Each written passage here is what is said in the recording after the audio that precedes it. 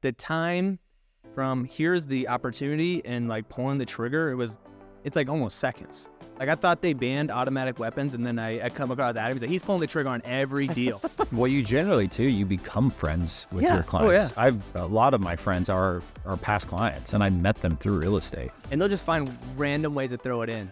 Like, oh yeah, I'll send over the seller's property condition disclosure, and I've been doing this for 15 years.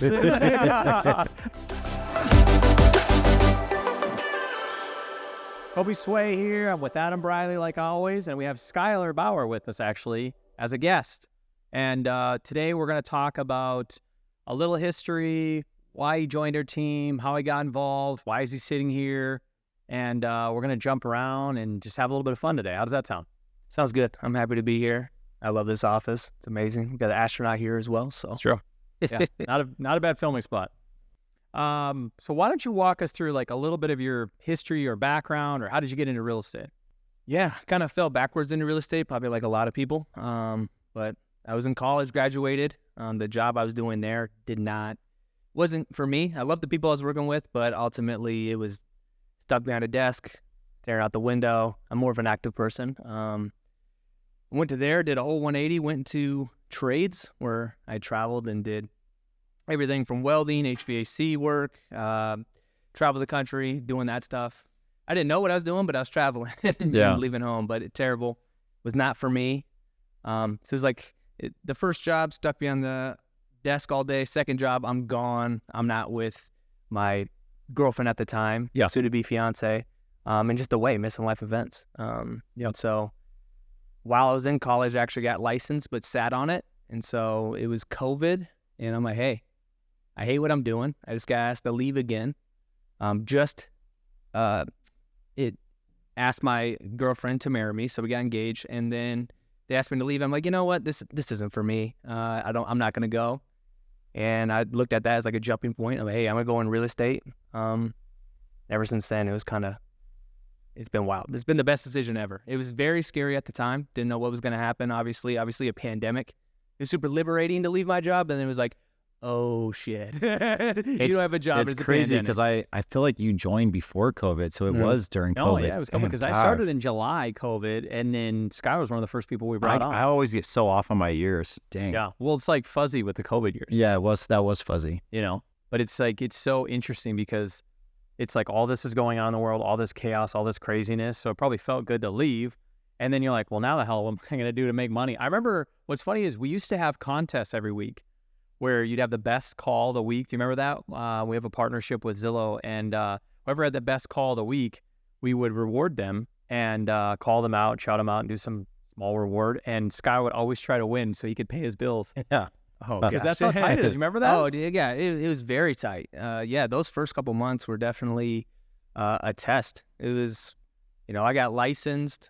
Well, let's backtrack. I got on to the team kind of backwards too. Didn't have a license, but I kind of worked my way on to the team. Honestly, I didn't do anything, but I was like, hey, I got a marketing degree.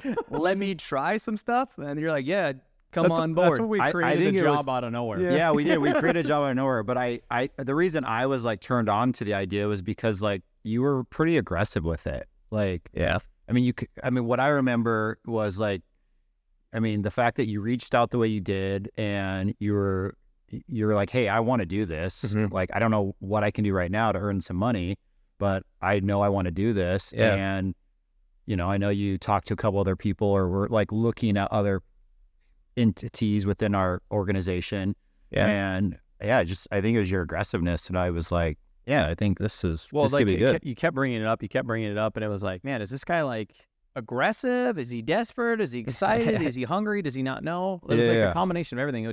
What's so funny about Skyler's story is like how he came to us is I remember when I first started and I was like asking, I think it was like a conversation with Stacy and you're like, you're missing deals. People are reaching out to you. You're not reading emails, right? Like you're obviously overwhelmed.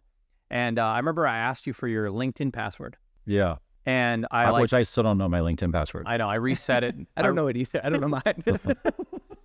I don't know if anybody does. I did a reset on it. And I ended up getting in your email or your LinkedIn, I started pretending and acting as your behalf, right? Obviously with your permission. But Skyler had a message into you like, hey, I'm interested in your team. And I think you reached out to some top level teams.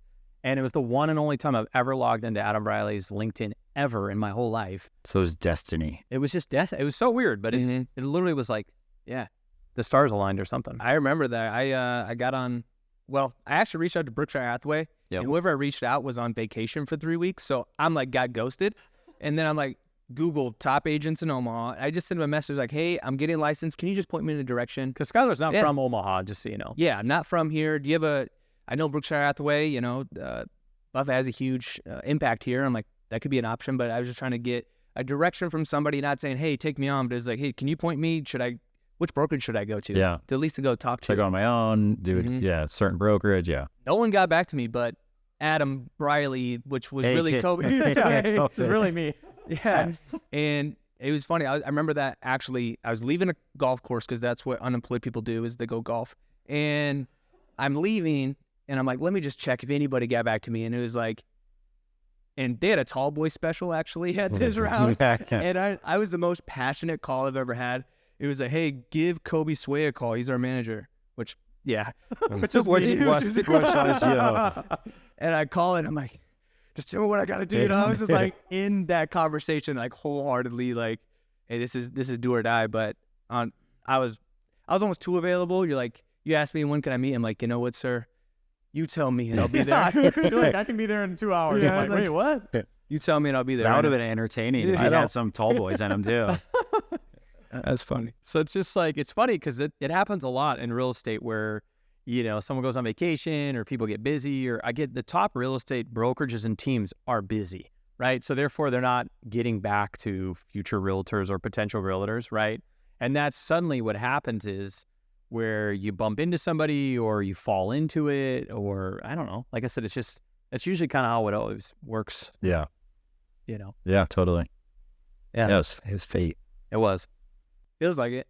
It feels like a lot of things. You had to get the password at the time. I had to reach out.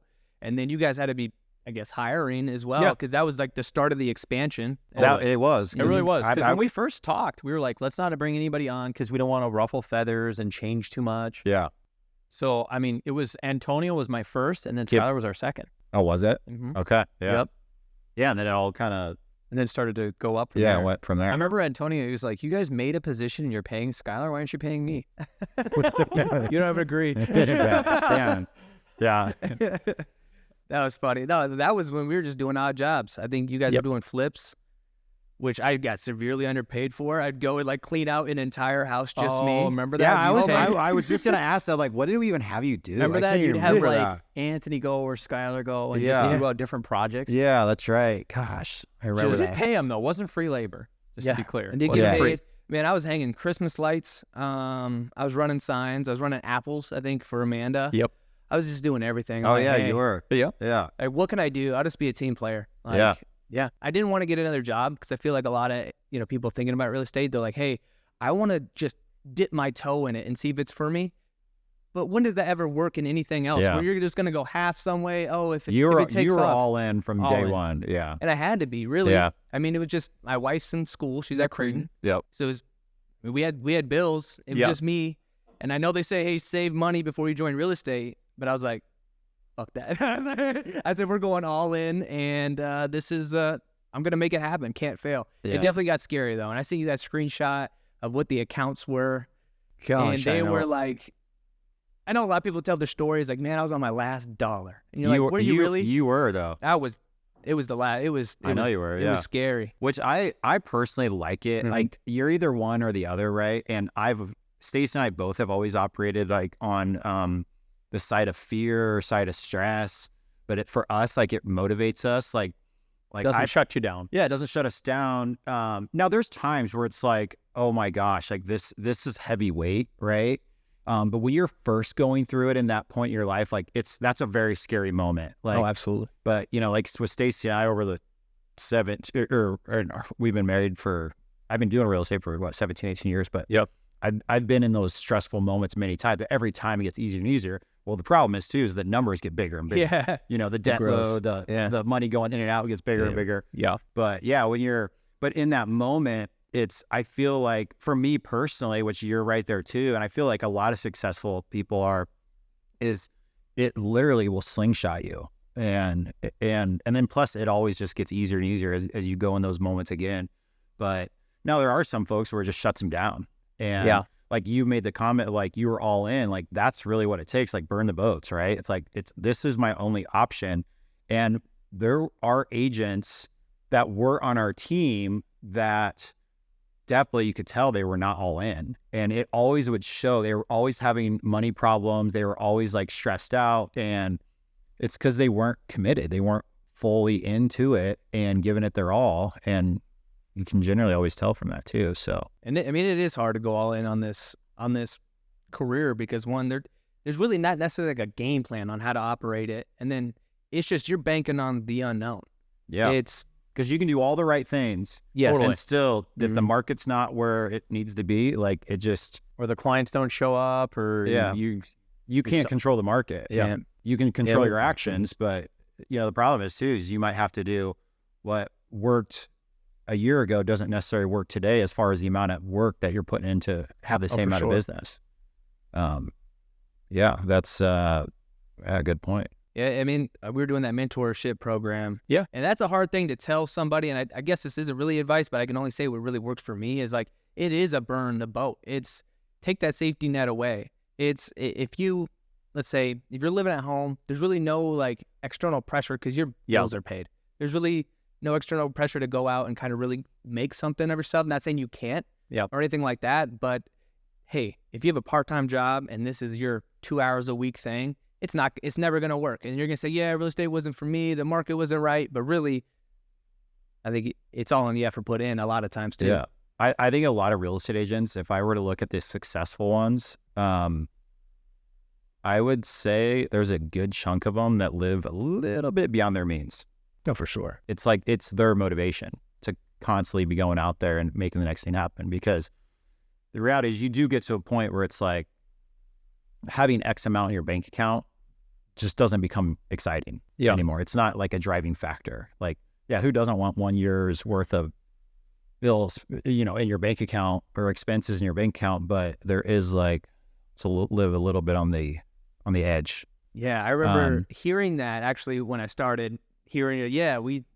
We kind of used it as motivation. At that time, I had no money. It's like, dude, like what? I couldn't even fathom using this as, and then I definitely see it now. And I think, I'm sure you have examples too, but like living in that adversity, like moments, I think I operate a little bit better. Like if things are too cushy and too good, it's like, something's not right. You just like you don't have that push. Mm-hmm.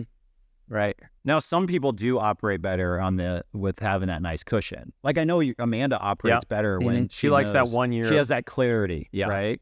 But I think there's probably more that live on the edge more than not, if you're talking the successful salespeople. So maybe it's that ADD or ADHD or whatever in everyone too. I don't know that. Yeah. Right. It's something to think about is like, you should have a plan, you should have savings, you should have all this. But like to Skyler's point on the part-time or dipping your foot in, that's like what most people hear in real estate is, get into real estate part-time, work a full-time job, and then as soon as you have enough business, you can jump in, which makes absolutely zero sense when you start a business. Because that's what you're doing. You're starting your own company, and you have to work there, you have to do the work, you have to make the calls, set the plan up. You're doing everything. So when you're not working on your business, nobody's working on it. Yeah. So it's just trying to get that point across, So, but I'm curious, Skyler, like let's just say today, would there be anything different that you'd change? I mean, if we go back, like, because you've been with us, it'd be 3 years here, right? It'll be almost 4. Almost 4. Yeah, coming up on 4 this. And Skyler, you had pretty quick success. I mean, really, if you look at the average agent. Oh, totally. You had fairly quick success. Oh, absolutely. I mean, you had your ups and downs, like just like we all do, still to this day. But for sure, you had pretty quick success. Well, I remember when he started, and I did a one-on-one with Skyler, and I was like, "How many millions do you want to sell?" And he's like, "I haven't sold $1 million." Remember that? That was like the first conversation that we had was like January. I was like, "Hey, how much do you want to sell this year?" And you're like, "I haven't sold. How about K? Like thousands?" Yeah. Because it's hard to cast goals if you have no data. It's like, how much do you want to sell? It's like, well, I'm hoping to get 1 for sure. That hasn't happened yet. And then that perspective does change, But at the beginning, it really is hard to cast. Like, how many million you want to do? It's like, well, dude, it's like, I'd be cool with a couple hundred right now, you know, like, I want to pay a bill. Can I pay a bill? A bill. Yeah. A bill would be nice. But is there anything you would change though, now that you're sitting here, right? Like, and you can talk about your success and some of your sales if you want, but is there anything you'd go back and change, maybe like sitting back? Like you wish you would have done different. Yeah. Well, I wish I would have, I think everybody, you know, clarity when you look back, right? I wish I would have started sooner. I wish I would have went straight into it, had those years already. Yeah. But, you know, would I be here if that would happen? Who knows, right? Yeah, I think joining the team, that was an unbelievable blessing that I'm grateful you got the LinkedIn account for, and you let me come on, because it catapulted the trajectory of my life, and my family's life, right? Like this was, and also I think we can talk about the team and how much leads we get and how much, you know, services we have around us, but really like the intangible part is like the growth in my mindset. Like I didn't think this stuff was possible, really. Like I always dreamed about it. Hey, I would love to have a rental. I would love to sell houses, and then get on and say, no, that's what you're gonna go do. Yeah. Like we're doing that. And that right there, it's hard to put a value on, but I think that was one of the biggest things that happened. I remember Aaron, that's on the team, he had an opportunity for me, and that up until this point, with everybody I talked to, it was hey, one day we're gonna get an investment. One day, man, we're gonna work really hard. We're gonna get that first house. Aaron calls me. He's like, hey, I have a house. Let's buy it. I'm like, I'm thinking this. Oh, whoa. Okay. Yeah, let's do it. Yeah, I could do it. Let's do it. And we did it. And then when you reflect on it, it's like, man, the only difference up until that point was like the action standpoint. Yeah. So if I do anything different, would be take the action, like bet quicker and take the action on my beliefs and my ability, for sure. Yeah, that's a good point. And that's where most people struggle, is the inaction. Yeah. And it's funny you say that too, because you are a little bit of a perfectionist, you know, I see it. right? And like, but that's your marketing background. Like you went to school for that too. So the fact that you are recognizing that's awesome, because I think all of us would recognize like, action will always outperform perfection. Well, and that's what I've learned about working with Adam and Stacy is like at AT&T, my background, I would plan the hell out of everything. We'd plan everything we did, right? And then we just didn't either take action, or we overplanned it, we overanalyzed it. And then I met with Adam and Stacy, and it was almost like, not that they don't have a plan, because they do, but it's almost like, let's not plan a bunch. Let's just kind of fail our way through this and then pivot and pivot and pivot. Yeah, constantly pivoting. You know? And I think as long as, the big thing for us is like, as long as it's ethically, morally sound, which I truly believe, like how we operate is that, like that's above everything. As long as you're not messing up a client's transaction, which we're really good at that, like as far as keeping it good and smooth and keeping the client first, like everything else can get messed up along the way, and just fix that. We fix our holes in the ship along the way, or plug them, or how, whatever we can try to do. I mean, it's just, but it's so interesting. Like you talk about Skyler, like the way, you describe it. That's the way that Adam's described it. The 11 years that Amanda's been with him. Literally, that's how he's always described it. Like, well, you're just going to go do it. And I'm like, okay, Amanda, like, I don't know how we're going to do this. Like, you don't know anything about real estate. And she's like, well, now I got to go do an open house. Now I got to do this. Now I got to do this. Now we're going to buy an investment house. Now we're going to do this. I'm like, we don't know how to do any of this stuff, And for some reason, you get around somebody like Adam, and he just takes action, right? Yeah, I'm not very smart, so I don't know anything else other than... He doesn't know any better. Yeah, but I can say the same. Like Rachel Walker is very similar. She will run through a brick wall. Yeah, all day long. Like we'll run through a brick wall. We'll run into hurdles. She'll run through that brick wall. Totally. And she'll get through it. Yeah, she comes out on the other side for sure. Yeah, and that's a weird. A lot of people can't even fathom operating from that standpoint. One, it could be financially. Yeah, like hey, if this doesn't go wrong, everything's in shambles, right? So it's hard to even. I'm sure some people are listening, like, I can't even comprehend that because I'm not in the right place yet. But I meant just being around this team, being around Adam, being around everybody, it was like, oh, whoa. Like the time from here's the opportunity and like pulling the trigger, it's like almost seconds. Like I thought they banned automatic weapons, and then I come across Adam, he's like, he's pulling the trigger on every deal.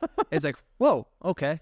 That's because you built such a solid team even around you, and hey, The number's there. It's work. Let's go. Yeah. Like, stop thinking about it. Yeah. Which, I mean, that's so hard to do. Not think about all the details.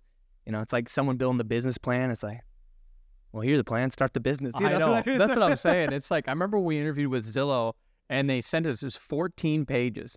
14 pages. Remember that? And I had nothing to do with that. Adam had nothing to do with it. And I was like, what are we doing here? What are we doing here? What are we doing here? And it was like, Adam was like, I want nothing to do with any of those. Like every section I went through, because I asked you on some of them and then I stopped asking him. But Adam was like, or excuse me, I asked Adam, like, what should we do on this right here? He's like, just tell them we're number one. We'll figure it out. Just tell them we're the best. I'm like, okay. He's like, we'll figure it out, Koby. I'm like, okay, well, we haven't even got the Zillow relationship lockdown, the exclusivity. And he's like, we'll figure it out. But I remember submitting it all. It's so funny. And Zillow reached back out and they're like, they said this when they interviewed Adam and I. They're like, you had one of the best answers we've ever seen. And Adam's like, I don't know anything about it. Like, literally, I'm like, don't tell him that. But I even remember on that Zoom interview with them, I remember saying like, listen, I feel like it was something along the lines of like, yeah, it won't be perfect, but we will perform. Totally. And that's what's happened. Yeah. No, absolutely. I tried to get him to not talk. It's so funny, Skyler, is I was like, Adam, don't talk. Like, I don't want to mess this up because we're talking to, VPs and different level people. And that's kind of like my wheelhouse, if you will. Not that Adam isn't. I mean, but my point is like, I kind of know corporate lingo a little bit. And then Adam's on there and he's like, I don't know anything about the business plan. He's like, we're going to figure it out, though. I'm probably cussing a lot too. Yeah. I'm like, stop talking. But anyway, it's just funny because like I said, it's, at the end of the day, everything happens for a certain reason. And that's one thing that I've taken away from Adam is he's just massive action taker.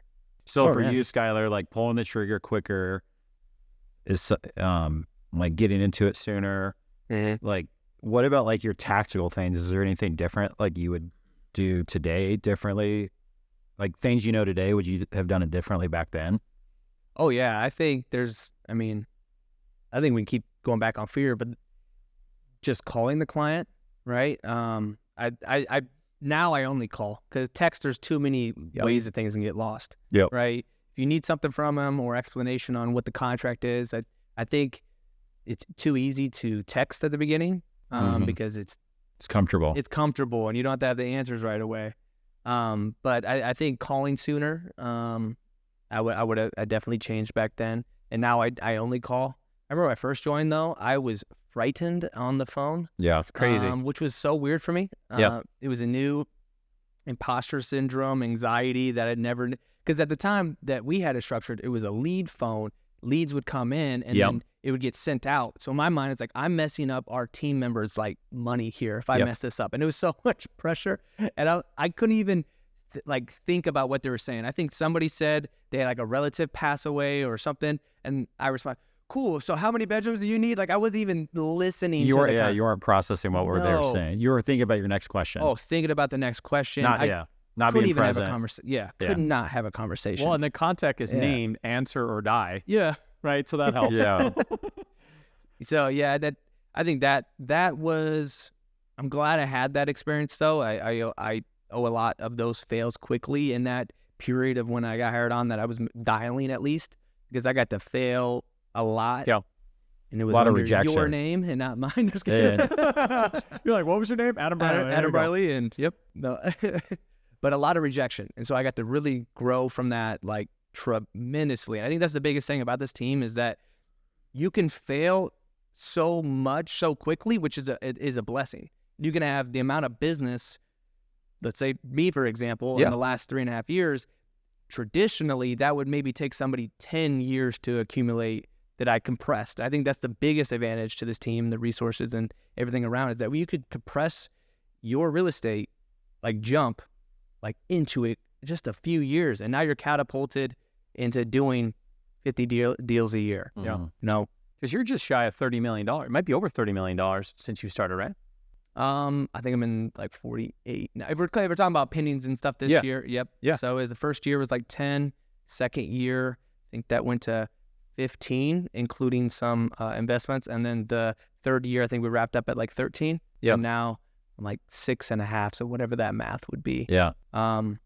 Which, dude, in a would market, take 10 or 15 years at least for a traditional realtor, at least. Yeah. And it's so funny when I remember the first couple calls, you'd get on with an agent and then they would like to flex how many years they've been in. You know, oh, I've been doing this for 10 years, 15 years. It's like, and then they try to go, and you just got to like bite your tongue. It's like, man. Yeah. Think when you're younger, I've sold 3 times as you know. When you're younger, you deal with that a lot too. That there's a lot of ego in this business, so they like to let you know. Hey, I've been doing this for a long time, and they'll just find random ways to throw it in. Say, oh yeah, I'll send over the seller's property condition disclosure in. I've been doing this for 15 years. I'm not new. Okay. All right. Okay. Yeah. Cool. Like, all right, sir. Yeah. It's like their way of saying like, don't BS me. Yeah. And don't mess with me. Exactly. Don't mess with me. Okay. Did you take a 4-year hiatus? Yeah.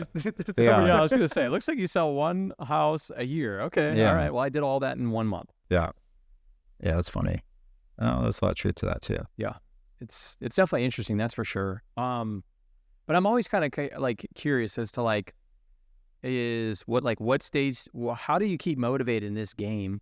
Getting yelled at, getting screamed at, all the chaos, all the craziness. Like, what keeps you in? The rejection is what you're talking about, like dealing with the because you always get rejected in this business. Totally. Mm-hmm. Yeah, and the stress it brings. Yeah. Yeah, I think I said it from maybe the day one. Was like, you know, it's treating this like a muscle, and you have to train it. And so the stress at the beginning is almost daunting. You want to just go crawl in bed or in a cave and just hide.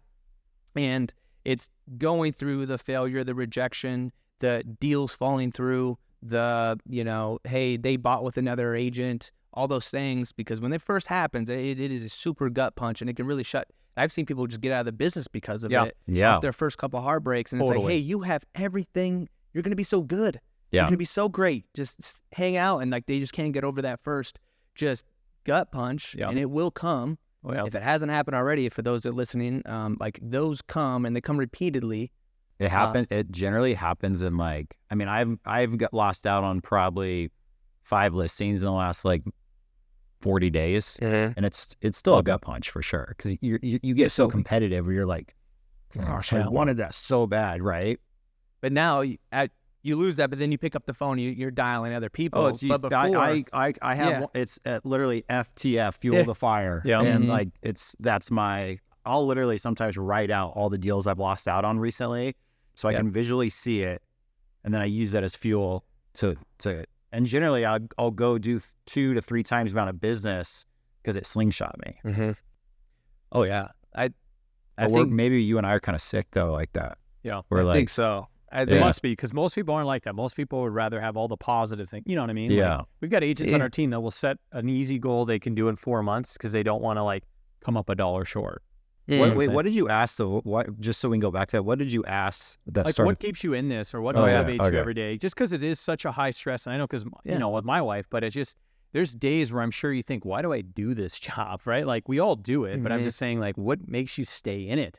Yeah, I think what makes me stay in it a lot of times is that this is by far the best thing I've done as far as work goes. Like, we have the freedom, which is also the double-edged sword that can also ruin your career. Yeah, totally. You're too free. You're taking 30 vacations. What's going on? You're not Sunday. But, you know, it's I have office time. I have travel time. I get to meet new people, and I'm kind of the type that gets bored rather quickly with something. Like, and I just kind of, it's not for me. You got a foot out the door. But with this, every day is pretty much new. I mean, the stuff I control that are the same is that I'm calling and I'm following up with clients, but I'm seeing a new house or a couple new houses every single day. There's really no redundancy as far as like what my day looks like besides the morning that I can control. Sure. And that to me, it's like, it fits my personality. I have ADHD, you know, and if there's too much of the same, it's like, oh, this is boring. I'm out. I'm ready to go. But with this, I never had that thought. And that was the first time. I think it was like 6 months in, I was sitting in the office, and I'm like, wow. I think it would be this time at every other job I had, I'd be like, okay, what am I doing next? Yeah. What's jumping. Jumping shit. Yeah. Because in real estate, there's no like, you know, promotion, if you will. You kind of wake up every day jobless, right? What does your normal day look like? Yeah, my normal day, I wake up. We got to start there. No, wake up. I have this espresso machine. It's a win. Every day you wake up, blessing. And get my espresso. I have like a decompressed kind of first 30 minutes where I'm drinking my coffee, dog goes out, whatever. And then I hop on the computer from about, let's round it to 8 to 10:30. So it's like I'm a sprinter, have been, if we talk about athletics or anything, I've always been a sprinter. I know life's a marathon, but I do it in spurts. I'm going to get there, but I am a sprinter. So I do a 2.5 hour sprint where I'm powering through, calls, to-dos, and that could probably go to 10:30 to 11. And right now that's my break, which works for me. My 11:30, I go to CrossFit class, picking that back up because I don't want to think. And at traditional gyms, I sit there and I'm continuing to work. I don't get that break. It becomes a drag, and I can't. You got to put your CrossFit. You have to put your phone away. Phone down, and you're just locked in, and I can kind of have that little escape for about an hour straight. Come back, and I live a block away from the gym, so it's literally like going to my basement. Is how close it is. Yeah. So I come back, and then I'm right back at it after lunch, and I'm going till about, let's say 1 to about 4-ish, 3:34, and by then I have appointments set up that I'm showing in the evenings, but. I go in these sprints. It's working for me. If it doesn't work, then I'll switch it up. And that's what I told myself. But right now it's like, hey, I can get a lot more done in this time than trying to go at maybe a 5-hour sprint or a 5-hour run. And it's like, oh gosh, I'm fatiguing. Yeah. That's when Facebook starts getting pulled up on the other tab. And it's like, well, I'm already starting to pull away. But for me, sprints. Well, Darren Hardy will always say it too. He wrote The Compound Effect, which is an amazing book. He's written a lot of stuff out there, but generally like 90 minutes is like past 90 minutes, your focus starts going away too. So like having that uninterrupted 90 minutes power, 90, whatever you want to call it. Yeah. 90 minutes of, but it's got to be disciplined. Some people say it's 90 minutes and it's 30 minutes of calls and then 60 minutes of scrolling or something, right? Yeah. Yeah. Because you can get a lot done in 90 minutes. If you literally set your phone down, let's say, eliminate the noise and focus on that one task, you can get a ton done. Yeah. So that's what you mean. Like you're focused in for like 2 hours max. I'm locked in. And then you jump, go do something else for a little bit, and then you're coming back to a similar activity. Yep. Similar activity where I'm back in, and a lot of it's putting out whatever pending deal fires and questions that they come up. Have you so there was times where you were hitting some pretty low points as far as like sales go. Mm-hmm. I mean, can you credit that to like 90 days prior to that, like where your schedule wasn't being consistent like it is right now? Yeah, I'd say, I mean, as you know, it's like, do you know why you had the lows? Yeah. A lot of it's, we do the things, we pound the phones, we get super busy. Yeah. When we're super busy, we can't pound the phones. And then after all those pendings go through, then you're back at the bottom and you're kind of doing this like wave up and down roller coaster of, what the things to do to get you busy. It's hard to do those things while you're extremely swamped and busy. So for whatever reason, my business is in reverse of everybody's else. Like my winters are busy. Yeah. And for whatever reason, my summers are a little bit slower. And I think it's because those cycles, whatever reason, my cycle is just a little bit different or in reverse to the market. I feel like Amanda's the same way. Mm-hmm. Yep. And I was actually talking to Amanda. I'm like, why is this? She's like, well, it kind of makes sense. If we backtrack 90 days, super busy, then the lull, and that kind of works in the reverse of the seasons usually with the market. But I think well, you get married and you have you move into a house and life starts to had happen. a lot of, was that last year? Yeah, we moved. So we got married 2 years ago, and then we moved in our house 2 years last ago. year. Yeah, the time just flew by. Yeah, and the team showed up deep to that wedding. That was awesome. Dude, we made the drive. We made the drive. Yeah, it was fun. That was good. That was a good time. Had a great time. Yeah, that happened. Got the house last year, which I like going through that on I bought investments, but the personal side, that was definitely in kind of. You bought investment. It's funny. You bought investments properties before you bought your own house. Mm-hmm. Yeah. Well, most people buy their own house first, and then they jump into investments. He does everything backwards. It's cool that you did the investments because you saw the opportunity there, right? And you pulled the trigger. And it made more sense because like the primary resident for someone that's commission, you have to wait 2 years. Yeah. And so I was like, oh, but I can buy an investment property? Yeah, go for it. What? All makes sense. Like, okay, so I bought investment properties because I didn't want to pay that full, and at that time the rate was stupid low anyways, but I didn't want to pay that rate, and what it would have been for me for not being 2 years was like double what it was because it was like private money or it was some sort of program. And investments, you pay a little bit higher rate anyway, but it's like, who cares? Because it's an investment, and if you plan on flipping it or wholesaling it, whatever, it's It'll pay for itself. Yeah, it doesn't matter as much on the rate. Yeah, I was like backwards. It is so backwards. But we got into this house and now experiencing like home ownership from that standpoint too. That's eye-opening and allows me to relate better to my clients and prep them a little bit better. Hey, here's some things to expect. Hey, you could buy the house, but you also got to buy the furniture inside of it too. So have you thought about that any? Yeah. But yeah, a lot has changed. What do you think? What will be your focus now for the rest of the year? Yeah. So let's stamp it real quick. We're in the middle of April. Yeah. Middle of April. Yeah. April. So yeah. Well, my wife graduates in May. Finally, this is going to be awesome. So that's awesome. She's getting that pharmacy degree, so that's going to be great. I'm so proud of her. So It's it awesome. might be a mini vacation right after that because she deserves it, and we're definitely going to do that. She supported you along your path, right? Mm-hmm. Yeah. So, yeah, definitely.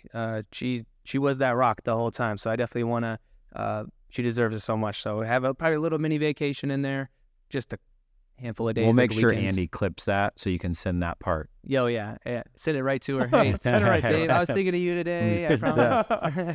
throw that in there. Yeah. Yeah, some brownie points for sure. No, but you've always talked highly of your wife. Yes. Of like Angel's how fantastic. of how she's like supported you too. So Yes. Well, I mean, you said it best too. I mean, you have your spouse is your running mate, right? Yes. And that's so valuable to pick the right one. To also push you. Yeah. To keep you in line. Because I feel like she does challenge you, doesn't she? I mean, for from sure. things you've told me, like she definitely, like she'll call out your shit when it needs to be called out.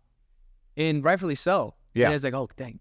You're like, at the time, you're like, man, what? And you're like, all right, you're right. You're so right. At the time, though, you're like, no. Yeah, you don't want to hear it in the moment, but You reflect on it. Okay, she's so right. That was dumb, yeah. Yeah. But yeah, she, also, if she didn't get into Creighton, and we didn't have the ability to have the living loans that they provide, there's no way I could probably be here today. So we got to leverage that and actually survive. So so go on the trip. That's awesome.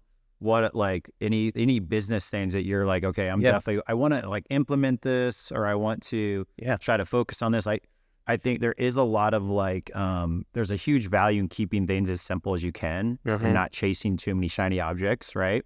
Which I think when you have a marketing degree, that can be a little bit challenging because your mind's always like, okay, we can get this better, this better, this better, this better. Yep. Which someone like you that I thought was going to be an issue for you, full disclosure, but you definitely have reined it in, and you've obviously proven and shown that you're like, okay, you can simplify things and just keep it like the things that we all know that work, but like you've got to have something rolling around in your head like, okay, I definitely want to work on this. Like this one thing I want to try to implement in the next year. Is there anything that's rolling around your head? Well, besides obviously more deals and definitely more investments at the top of my list.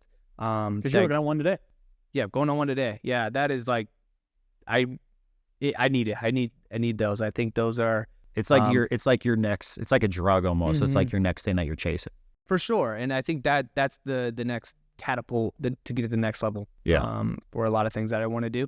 So investments is by far at the top of the list. So we got investments and vacation. So business wise, I really want to grow in my like presence. I think I have this plan every single year to grow my social media, and I've been doing better at it. But I think the perfectionist in me, there could be more. The volume could be higher. Yep. And providing more value. I think as this season, and we're not going to talk about NAR, but as that rolls out, I think it's going to fall back on who's actually doing the work, who's promoting their successes. Because I can go a stint. I sell 10 houses. No one knows about it. No.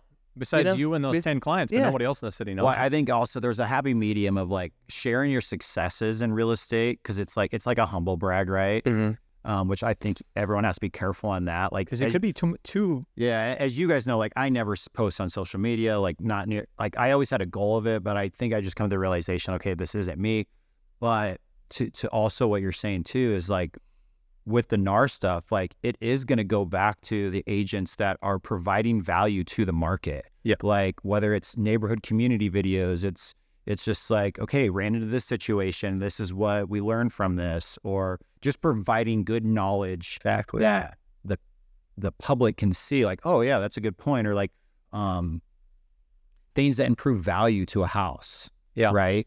Like, one thing that I've been doing personally is like I'm helping people like maximize their value. They they have no idea where to start on what to do. Yeah. And a lot of times it's as simple as like painting. Well, then they're like, well, who do we use for a painter? Well, we got all that in-house, right? Like they're not employees of ours, but we have these awesome connections. Yeah. Like I think those type of things I think would be a big thing too. So yeah, that's exactly what I want to get into. that's what I thought. Mm-hmm. So that's why I jumped ahead and just kind of started saying, Yeah, so sorry. And you said it way better. That's exactly it. I think providing the value, because traditionally speaking, in any business, it's the 80-20, 20% of the people are doing 80% of the business. Sure. I think that number is going to get even more tight. Yeah. Where after this happens with whatever's going to happen this summer, I think the people doing business, it's going to even get bigger of the percentage how much they own of the market. So got to be proactive in pumping more content out, because I notice, I'm sure you do, when I do post on there and I am more active, I get more random DMs of, hey, we're actually looking to come to Omaha. Yep. I think Ryan Serhant says the best, like, you got to also be your cheerleader. Like, yeah. You Yeah, got to be point. your fan. Like, you have to show people that you are doing things, because the feed's so crowded anyways. Like, I don't even know if I see my friends like on there. Oh, you know I know. what I mean? It's crazy. So you got to fight through the noise. Yeah. And because people do want to work with agents that are busy. yes, Because they know how they've ran into a lot of different scenarios. You can walk them through like all the hurdles that are gonna, like, you'll be the guy that can navigate through most hurdles that are thrown your way, because you've seen, like, in your short 4 years, like, you've already seen a lot. Like, you've seen more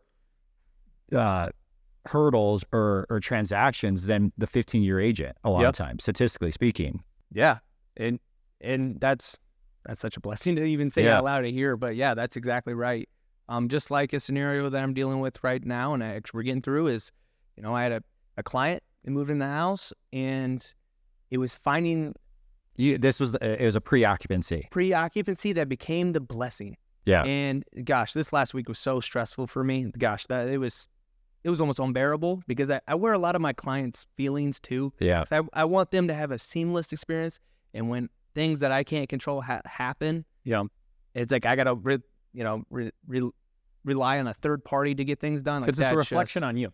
Everything's right? a reflection Everything's on a me reflection at the end on of the day. And so we get in.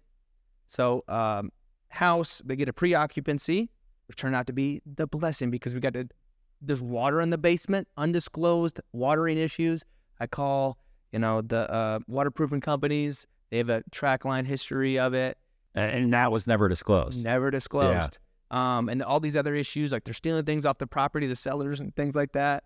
And then, that happens, and it's like, oh my gosh. Andy's over here shaking his head like, oh my gosh. Yeah. It's crazy, Andy, It's behind wild. the scenes. The beauty thing of it, the reason why we're missing delay, it was that the seller was going through some sort of, let's say, bankruptcy or whatever. Sure. And it pushed it off. And at the time, we're like, oh my gosh, we just got to get this closed. Because your folks were relocating here. Relocating So they here, had nowhere to live. nowhere to live.